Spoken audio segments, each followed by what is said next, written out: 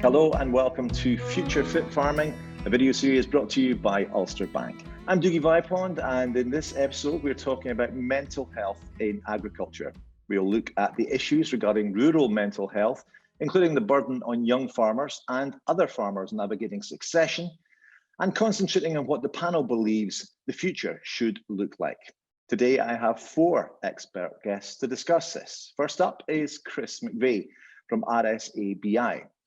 RSABI's remit is to support people in Scottish agriculture, providing emotional, practical and financial support to individuals and their families across the agricultural sector, including farming and crofting. Welcome, Chris. Thank you. Our second guest is Jude McCann from the Farming Community Network, a voluntary organisation and charity that supports farmers and families within the farming community. Hi there, Jude. Hi, Dougie. Good to be here. We also have with us today Heather Wildman from Saviour Associates, who provide farmers, growers and agribusiness clients access to sound, unbiased advice, coaching and mentoring. Hi there, Heather. Hi, great to see you and join you. Thank you, Dougie. Our fourth and final guest is Adam Mathison, a young farmer from Peebles who has kindly agreed to talk about his own mental health struggles. Adam, good to have you with us. Hi there. Now, Chris, I'm going to start with you. When it comes to mental health in the farming industry, what is the scale of the problem, especially amongst young farmers? Yeah, it's an extremely important issue. I think I've only been with RSABI for 6 months, and I think the scale of the problem is very apparent to me early on. And what I didn't appreciate, with a multitude of issues that affect the agricultural industry, which coming in, to agriculture from a previous life, I didn't fully appreciate. It is a massive issue, and over the years, it's been a massive issue for a long time, but I do think over the years there's been a lot more campaigning work taking place from the likes of ourselves at RSABI. We do our Keep Talking campaign for the last 2 years. Farm Safety Foundation, they do the Mind Your Head campaign. FCN do a lot of work on that as well. RABI that cover England and Wales. So there's been a lot of focus on it over the last few years, which has brought a lot of attention to it, which has been very positive. The press has picked up, and hopefully it'll encourage more and more people to come forward and speak about the problems that they're facing. Certainly from RSABI's point of view, we speak to people every day who have gained that wee bit of courage to pick up the phone and start that conversation, which is really important. There's a long way to go to try and reduce that stigma, still in the agricultural sector and in society in general. But having conversations like we are today is really important to keep that message out there that we can, pick up the phone and speak to somebody. From a young person's point of view, the Farm Safety Foundation, they published some research at the beginning of this year, and that found that 88% of young farmers rated mental health as the #1 issue affecting farmers today. So there's already a sense from the younger generation that it is a really important issue that should be focused on and taken seriously. What I did find encouraging through that research as well, though, was that 89% of young farmers also believe that by talking more about mental health, it'll help to reduce that stigma that surrounds it. So although, as I say, there's still a long way to go in trying to reduce that stigma, hopefully the younger generation are maybe more open and feel more encouraged to come and get support when they need it. Those are huge percentages. It's quite unbelievable. And Adam, as a young farmer yourself, you have your own very particular and personal story to tell. So if you're comfortable, could you share that with us? Yeah, so in December, I kind of had a bit of a mental breakdown because I kind of went through a rough phase of a breakup. But previous to that, there was I had quite a lot of stress in my head. My ex-partner, she tried to take her own life, and I had to deal with all the stress of that, so to speak. And I ended up I tried to take my life twice, and I failed, and then I ended up in a hospital for 6 weeks. And I said to myself, when I was in there, I kind of said, there's nothing wrong with me. And then when I spoke to the doctors, I realised there was, and I was diagnosed with borderline personality disorder, and I got treatment for that, and I spent quite a long time in hospital. And I just feel now that when I came out of hospital, I kind of had to say, I think everybody should speak up when you're being like a young farmer. And being a young farmer is, you're always taught to be this heartless person, show no emotion. Everything should be just a robot. And I was just like, you know what, there's so much stigma. And, you know, I know quite a few people have said, you know, it's quite brave for you to speak up, because good friends of mine when I was at Young Farmers, you know, previous to having my mental breakdown, they said, oh, you wouldn't think there was nothing wrong with you, because I was always smiling, cracking the jokes, and amongst everybody else, you know, I was always the life of the party. And when they all heard, they were a bit shocked. And I think me speaking up, it's brought a lot of folk to say how they are, and, you know, they've noticed they've got their own struggles.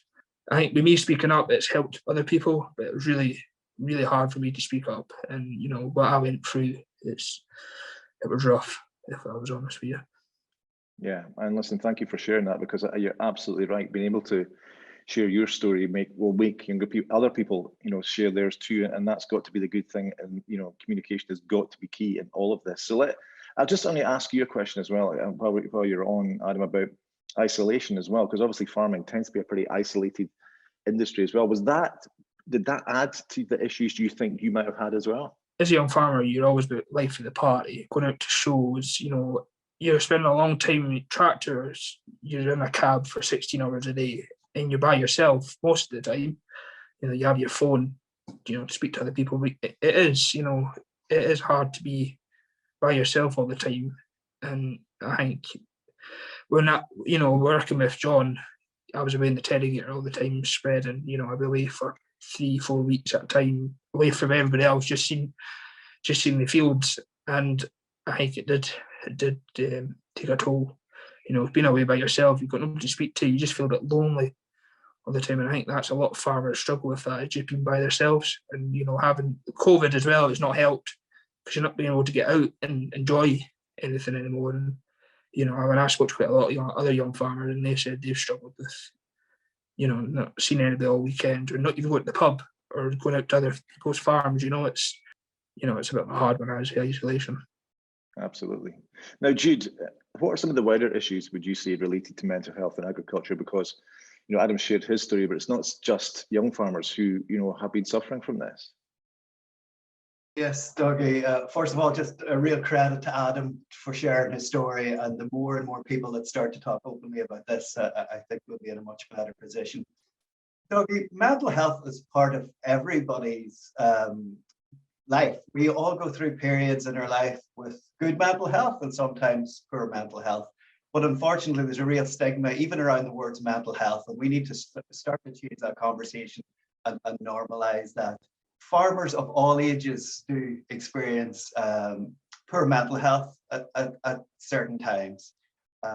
We in FCN support farm families across all of England and Wales. And Adam touched there on the isolation and the loneliness at times.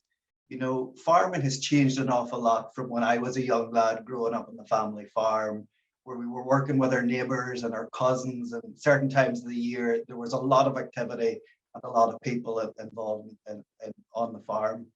Technology has changed things considerably, so we're highly mechanized, and very often it's one person operating a tractor, you know, and this time of year, first cut of silage going in, working very, very long hours, maybe not eating very well as a result of the work demands. We just need to start talking more openly about this. And as Chris said in RSABI, you know, we work very closely with RSABI. We have made tremendous success, I think, over this past few years in actually starting this conversation. You know, 5-10 years ago, mental health or talking about suicide or other serious issues, it was something we all shied away with. We just didn't want to engage in it. Whereas now there's much more openness around these topics. And one of the key things that we have been doing over the last 6 months in FCN is an initiative called Time to Plan. So we're really starting to get people to plan for the future, look at succession, have those conversations. And Heather does fantastic work across the UK in this line of work. But you know, it all impacts our mental health. If we're not having those conversations about what's going to happen in the future, am I going to inherit the farm or should I go and do something else? You know, we need to start planning. We need to sit around the kitchen table, have open, honest conversations about our own mental health. And if things aren't going well, talk to your family, talk to your friends, or talk to an organization like FCN or RSABI. Absolutely. Now, Heather, given all these issues, what support is there out there for new entrants and young farmers actually joining the industry? I think now is an exciting a time to join agriculture and farming as there's ever been. There's going to be an awful lot of opportunities coming forward, but a lot does rely on the individual themselves of having the network and the contacts to be able to find the right doors to open. And I think industry are collaborating more than they possibly ever have done. You know, there's a lot of new generations, a lot of matching services all over the UK. I know the NFU, the Young Farmers, and even the government now are stepping up and realising that they need to do this. And, you know, there's quite a new forums, Next Generation and things starting. But it really starts with the individual. And, you know, they need to know what they want. They need to verbalise it. And it's about networks. You know, in agriculture, it's always been about not what you know, it's who you know. And it's what's your reputation as a young person, because we do see a lot of, you know, gung-ho, young, keen enthusiasts, but it is how do they set themselves up? How do they behave? What are their reputations? And really getting out there, getting work experiences within more businesses, it just opens more doors. But I think the industry is becoming more aware of it. I think we've still got a lot to do. But, you know, consultants, the auctioneers, a lot of these people, because a lot of the best opportunities are never advertised in farming, you know, and it really is. So it's about having your vision, your dreams, and then it's verbalizing it. And you know, been saying, oh, young Johnny, young Adam, young Jennifer, young Jane, you know, you two need to meet. Because I think farming is a real changing point now, and young people are going to see more and more opportunities, but it is about having the right network and building that, and not being afraid if someone closes a door on you to kick another door a bit harder. Well, Jude, I know that you are doing some work with the Federation of Young Farmers Clubs on mental health and resilience. So is this an important issue, do you think? Yeah, it's a hugely important issue, Dougie. So yeah, we're working with the Federation of Young Farmers, DPJ in Wales, DPJ Foundation. And really we're rolling out training over the next 2 years, actually. We're starting off online, as we all are having to do at the moment, but in the late summer, autumn time, we'll be doing more of this face-to-face in person. And really, it's a very positive training session around looking after our own mental health, looking out for our friends, our family, and, you know, what can we do to take steps to improve our own health and well-being and resilience. And, you know, and I think people are more open to discussing these topics. The more that we do interact with people of all ages around mental health and resilience, the more normalized it is. As Heather says, there's some of these difficult conversations that we tend to shy away from, but actually taking these steps, we're gradually starting to chip away at all of that stigma.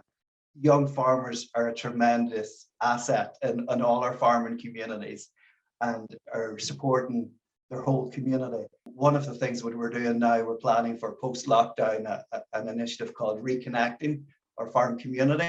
So we'll be working with young farmers and others. And we all know of people in our own locality or parish who've had a tough year. Maybe a loved one has died by COVID or other tragic circumstances on the farm.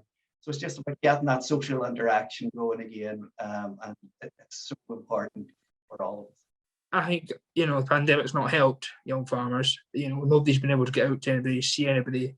The pandemic's not helped a lot of folk, and especially, it didn't quite affect me, but it did in a way, because you couldn't just pop round and see your friend to speak to them about something. It was just one of them that, if you want to take the risk, you take the risk, but it wasn't, you know what I mean?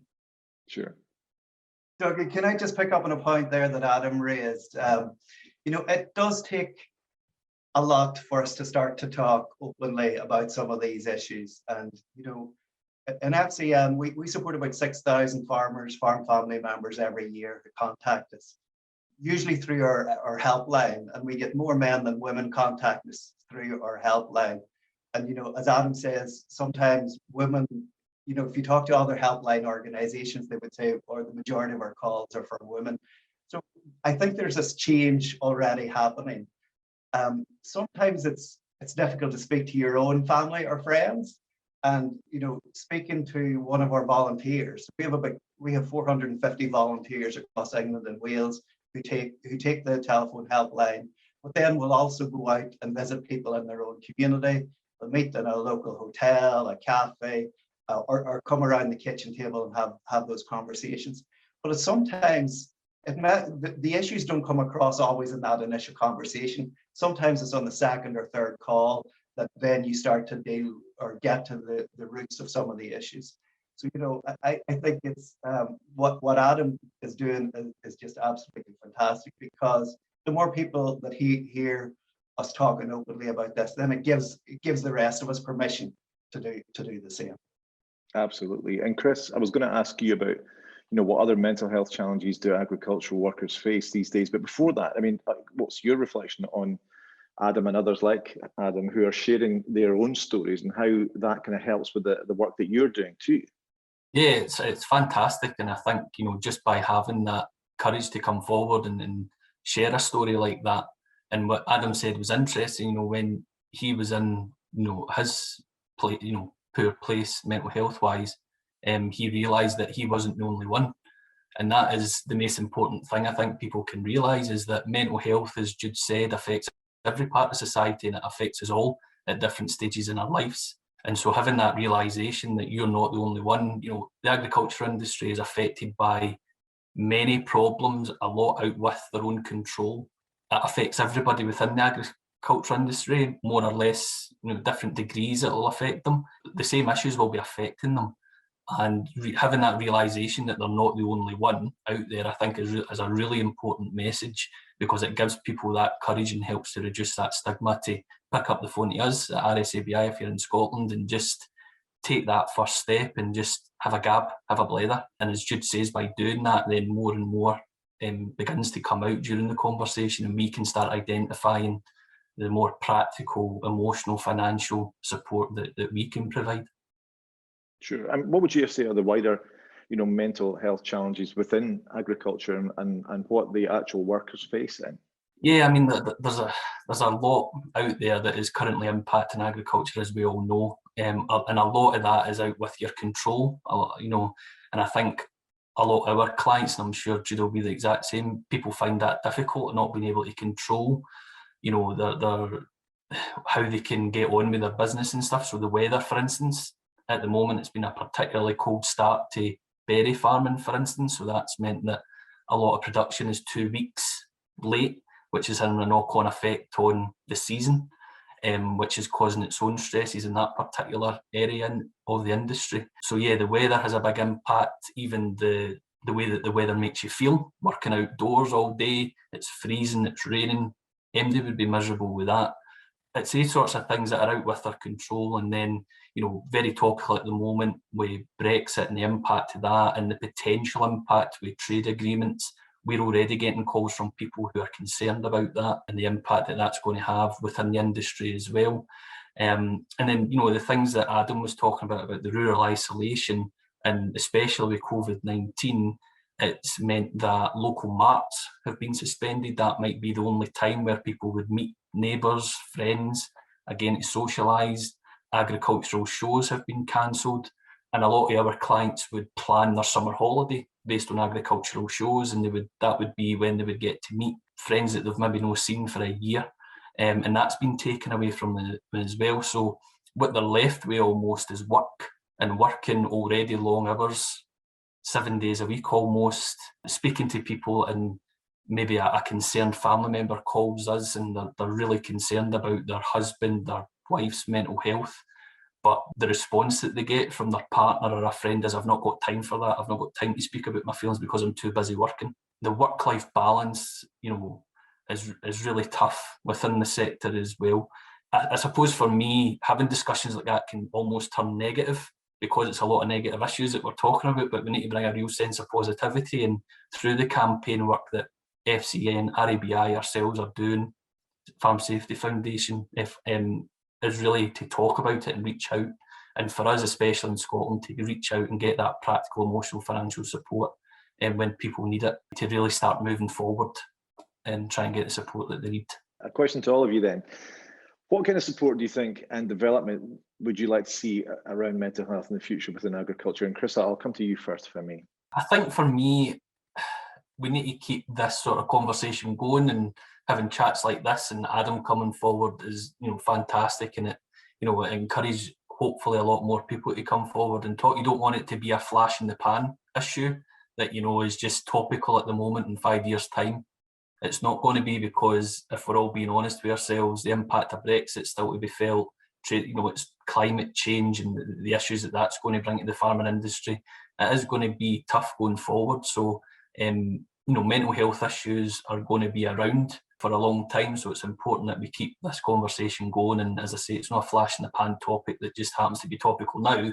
We need, support like the likes of putting these talks together and, continue to campaign on the importance of reaching out and speaking to people. Absolutely. Heather, the same question to you then. What kind of support and development would you like to see in the future?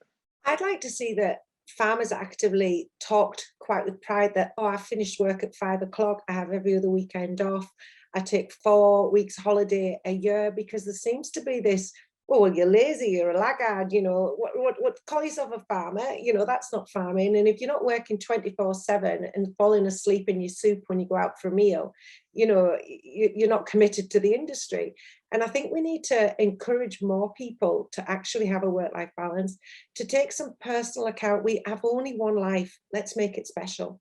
And let's love what we're doing, because I think there's a lot of people trapped in situations, in businesses and circumstances that just don't make them happy. But they're too afraid, because of the family pressure of legacy, to be the one to say, I need to go and do something else. I need to leave this business, and I think it's people being proud enough and saying, look, I want to earn 40, 50,000 pounds a year. I want to have holidays. I want to have weekends. I'm not going to get that from this business unless we change.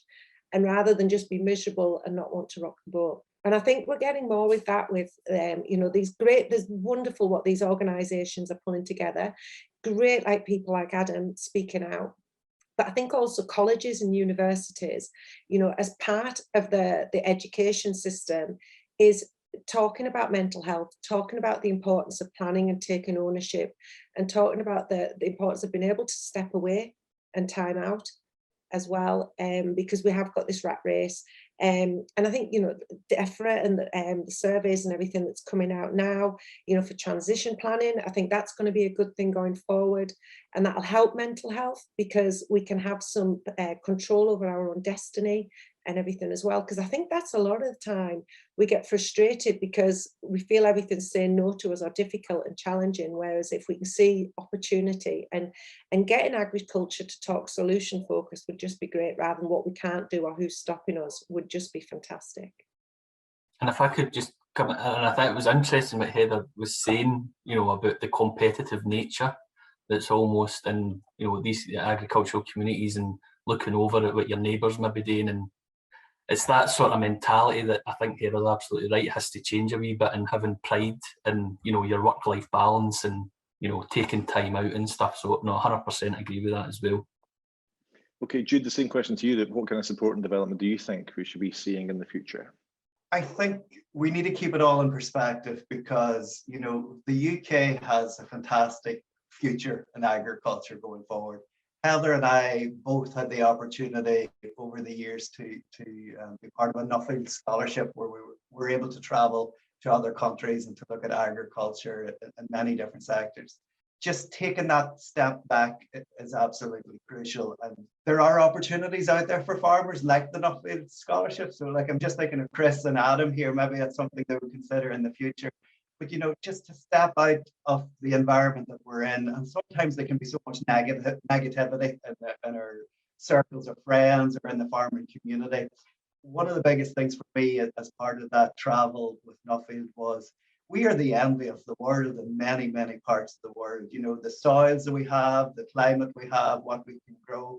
You look at the global population and the demands of food, and, the interest in food that's being produced on these islands. There's a fantastic future, but we just need to focus on that positivity, harness it, and be open about the mental health issues, be open about the success, get those conversations had. in other parts of the world, folks are encouraged to try 10 different things, and if one thing works out, then fantastic.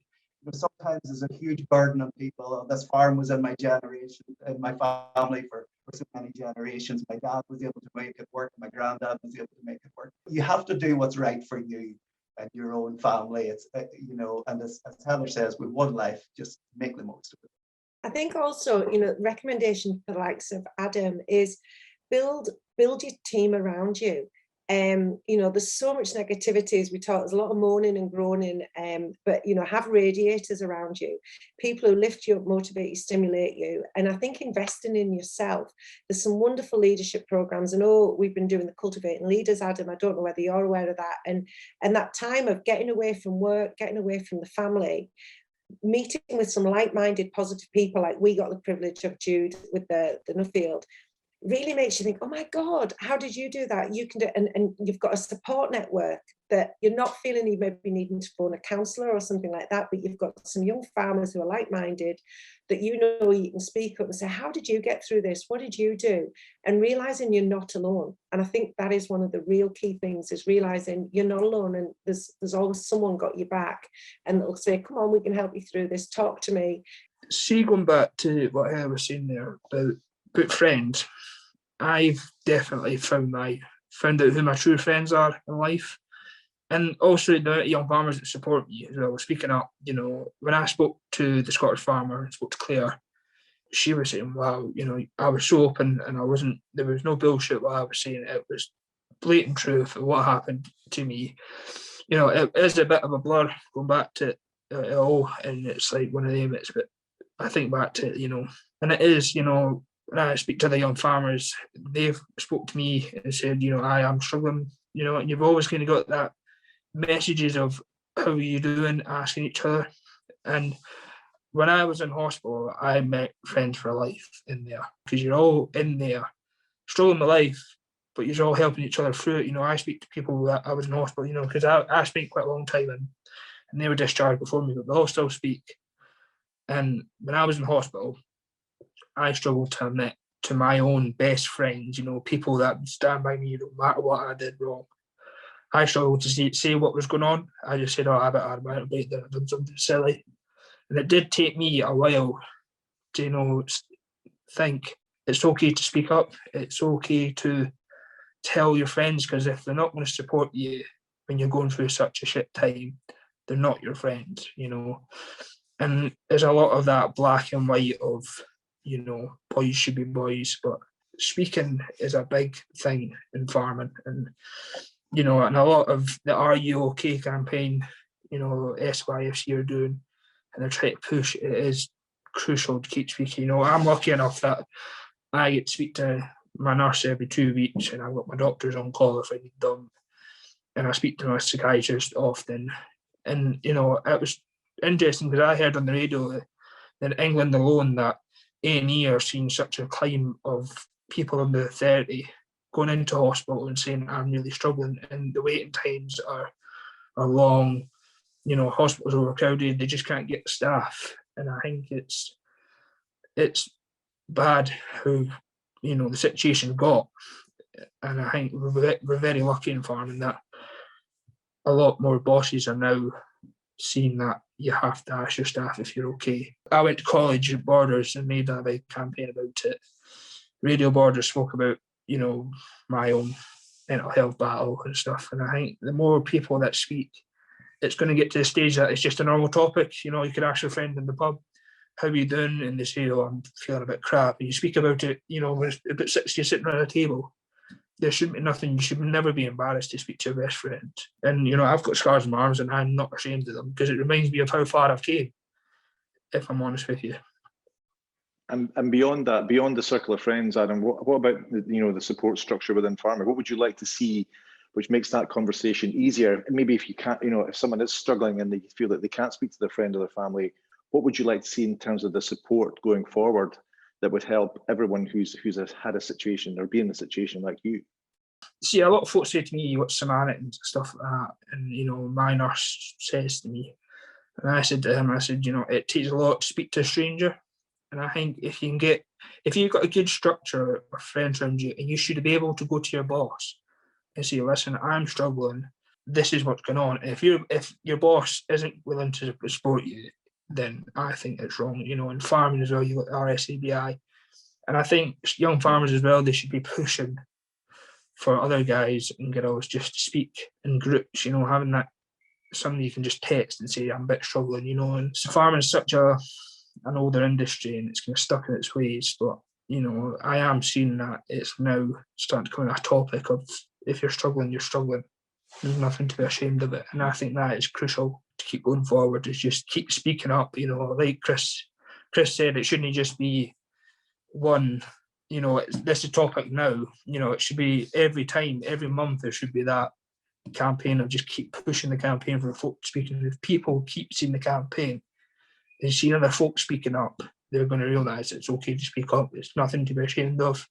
And it is, you know, it's okay to not be okay. You know, it's that crucial words that everybody keeps saying to me, that it's okay. You have nothing to be ashamed of. And I used to think I'm weak speaking up, you know, I'm not saying my problems. And now I'm just like, if I'm struggling, I just say I'm having a shit day. You know, this is what's going on. I need a bit of time to myself. And it's great. You know, my bosses at the minute, if I'm having a bit of an off day, they just say, you want a bit of time to yourself, just, you know, have a day off sort of thing. And I think that is crucial. Just bosses should be more open to saying, if you're struggling, just come to me. One of the important points that Adam just highlighted was around the gap in services. So one of the things that we find in FCN, and I'm sure Chris does in RSABI, we are coming across people who do need professional support, who do need counselling, psychotherapy, and we are holding people as best we possibly can while they're on waiting lists to access those services. I think we need to talk more loudly about the lack of some of these services in rural areas, because we don't have the large populations, or statistically it doesn't come up in deprivation indexes that these rural areas need additional services. I think we need to sort of stress to government that actually there is a gap there that we need to fill. And you know, there's only so much that us in the community and voluntary sector can do, and really those professional services. My ex-girlfriend, she phoned their doctors up, their GP, and they just kept messing about the tablets and saying, you know, just keep doing what you're doing. And I think getting a bit more GPs to get involved in mental health, and you know, because I'm lucky enough, my GP, when I said I'm struggling, they just jumped straight into referrals and tablets and stuff. And yes, medication isn't always the answer, but you know, there's some cases that medication has to come into play, and it is one of them that GPs are just trying to push them off the other services, but it's just one of them. The waiting lists are that long. You know, you've got the wellbeing service in Edinburgh do a lot of work with people, and services like that, they do help folk. I must admit. Ourselves at RSABI, you know, part of our services, if somebody is struggling with their mental health, we can offer counselling and support, you know, to get private counselling. But as Jude says, you know, there's only so much that third sector organisations, voluntary organisations can do. And as Adam's rightly pointed out, there is a strain on these services. So yeah, more has to be tried to be done. And especially with COVID-19, that's only going to exacerbate the problem, I think, as well. So there's going to be a lot of focus on that, or there should be at least anyway going forward. I just wanted to say as well, I think when we're talking about other services that could possibly be brought in, one of the highest stress things I think brings into a lot of family businesses when we've got the farm assurance and the audits and everything. A lot of people really panic. And I know there's maybe one or two people out there, but more support for people to do a pre-audit before the inspectors come in, I think would be really, really useful and take a lot of pressure off people that are not very, you know, computer literate or struggle with paperwork and everything as well. So I think that would really help, because that does seem to put a lot of pressure on families and businesses. I wonder if we could have a respite centre for burnt out farmers. That, you know, we can send them off to this wonderful oasis, and or even send them to someone else's farm, because, you know, farming someone else's farm is a lot more fun than farming your own sometimes. So doing like some home exchanges, because we always say, oh, we can't get away because who's going to look after the farm or the stock. But if we could maybe do some farm swaps, and you might realise just a change of scene is as good as a rest sometimes. So there could be some other opportunities for working smarter. Lincoln Showground, the farm manager's partner's part of that organisation, and she said that they've now created the young farmers, you go to about, I think it's 25, 28 sort of thing, and you're kind of just like left in the general population. And they've now created this organisational group, so to speak, that's like everybody under 35, you come together, you see each other's farms, you spend time, you talk about things if you're struggling. Basically, like all the young farmers I think if more people like the Royal Highland, if they can do something like that, I think we'll be going far, just for, a group that can come together maybe once a month or whatever it is. I can't remember what they do. What happens to the ones that's over 35? Because I can think of a lot of people in their 50s and 45s that's thinking, because sometimes it can hit you in different waves, can't it? I think it can hit you sort of mid to late teens, and then it can hit you as you've got children and family, the pressure and responsibilities, and then it can hit you later in life. So I think you bang on there, Adam. Young Farmers gives a great pull in community, a purpose. There's lots of mixing and matching and events and things. And then, then if you want to get into the NFU and things, there is all of that, but it doesn't tend to be as fun and as well, I shouldn't say that because it can be, I'm sure, but it can be a lot more political. Whereas if we could have some events and organisations, and I think the Highland Society has got a great opportunity to do something like that. So I'll certainly take that on board, Adam, and see what we can do. Yeah, because you got that new members hall, even like people meeting up. I find if you go stock judging, you get a good crack with folk. You're looking around other people's stock, you're having a bit of crack. You can see another way farms work. It can help your own farm, because I've been self-employed, worked with other farmers, and I've came to different farms and said, well, maybe you should try this. And it's worked for them. Seeing other people the way they work and how they do things, it just opens everybody's eyes up. And in this part where I am at the minute, we all work together. We cover about 1,900 acres, but we all just work together to get the job done. Discussion groups are a great concept, and brilliant to get off farm, to meet like-minded people, to share problems, to share issues, and to come up with solutions and ideas. And you bang on, it's about getting off your farm, going on to somebody else's, and just seeing how someone else is doing it, and coming back rested and stimulated.